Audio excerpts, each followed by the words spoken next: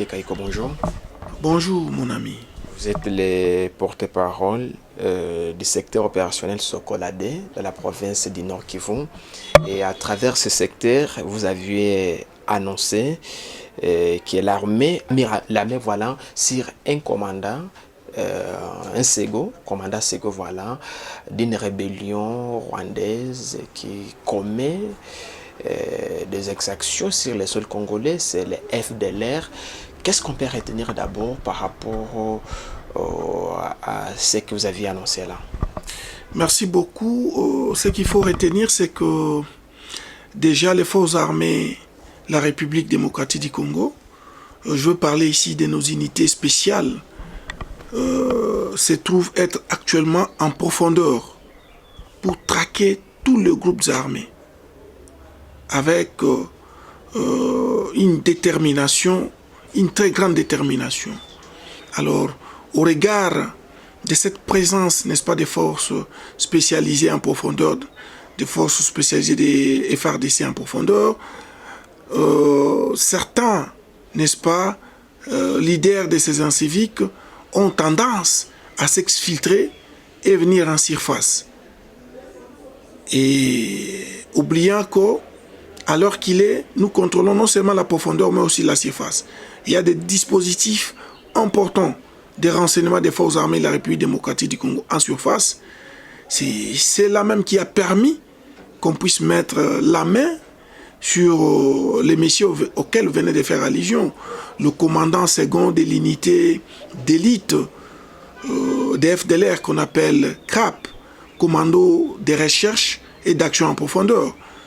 Le commandant second qui s'appelle monsieur Asifiwe Nsimimana Manoudi. Voilà, on a mis la main, il s'est exfiltré de la profondeur et nous avons mis la main sur lui. Andosho, c'était déjà le 3. Vous savez, on n'a pas neutralisé seulement Mouda Chumura. Nous avons neutralisé aussi Jean-Michel Africa. Nous avons neutralisé Charles Kakoulé avec les Maï Maï dans les Nyamilima. Nous avons déjà neutralisé plusieurs leaders. Dans le Grand Nord, nous avons déjà neutralisé plus de 6 leaders des EDF. Vous comprenez, parmi les 8.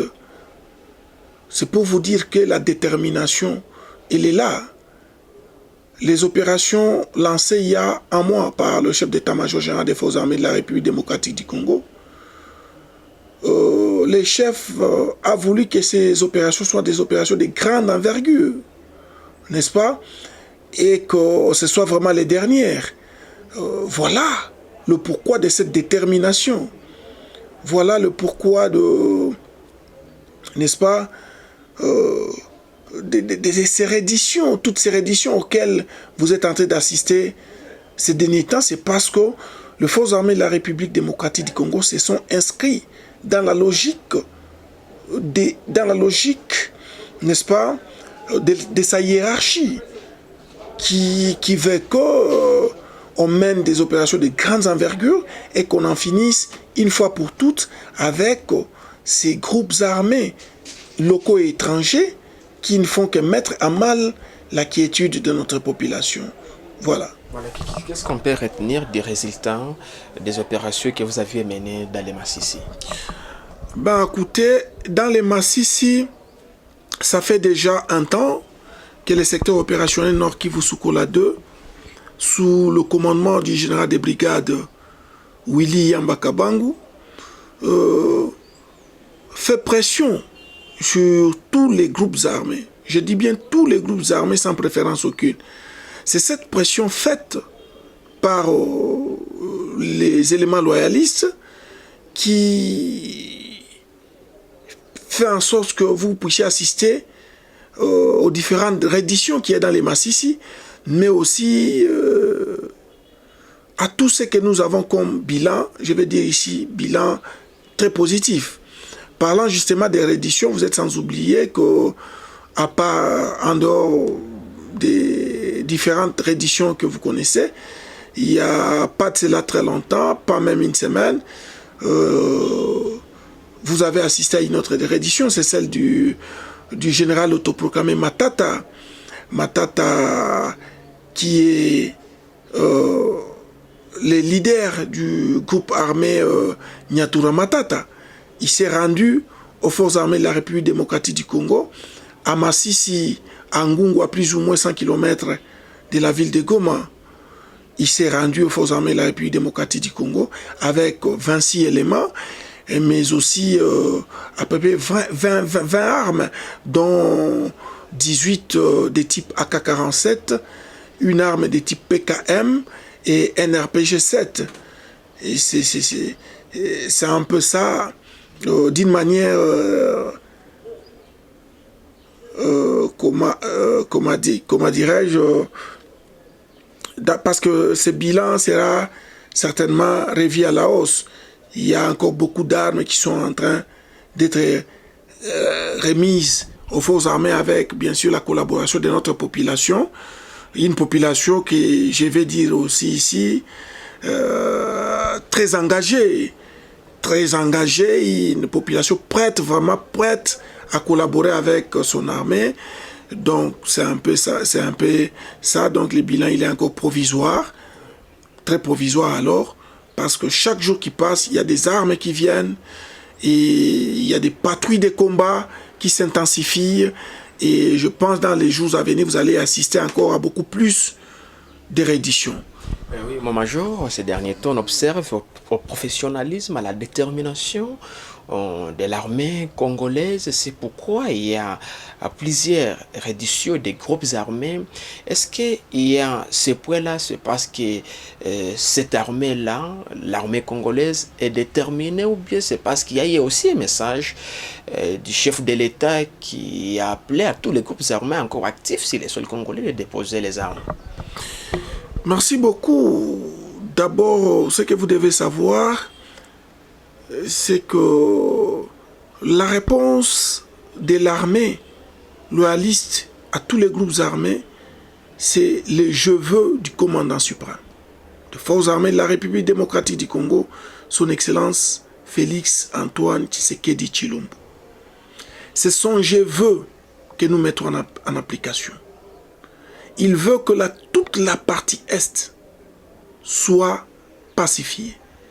Il ne veut plus entendre parler des groupes armés actifs sur toute l'étendue de la République démocratique du Congo. Et en particulier ici chez nous à l'Est. Et c'est ces je veux-là que nous, à travers les instructions ou les ordres reçus du chef d'état-major général, que nous mettons en application. Alors, pendant qu'on observe la bravoure, la réussite, à toutes ces réussites-là de l'armée, si on peut faire un clin d'œil au niveau de Béni, où l'armée annonce que, bien sûr, qu'il y a eu 8 soldats congolais qui ont été tués par la population depuis le week-end dernier à Béni. Et qu'est-ce qu'on peut retenir? Vous confirmez cette information à partir de Goma ici aussi? Ben oui, nous confirmons, vous savez, notre population dont on a reçu mandat, n'est-ce pas, de protéger, de sécuriser, comme l'a toujours dit le porte-parole national des forces armées de la République démocratique du Congo, le général-major Léon Kasonga Richard, nous sommes les derniers ouvriers du peuple congolais. Et eu égard à ce titre, nous sommes redevables. Nous sommes redevables. C'est vrai qu'il y a eu des militaires qui sont tombés victimes, n'est-ce pas, de ces revendications de la population. La population en a marre de l'activisme, n'est-ce pas, des EDF. Et voilà, elle a revendiqué. Et il y a des militaires qui ont été victimes de cette revendication. Mais qu'à cela ne tienne, nous restons déterminés en tant que derniers ouvriers de notre peuple à servir ce peuple qui jusque-là, malgré tout ce qui est arrivé, reste derrière son armée. Et elle est toujours prête à appuyer son armée.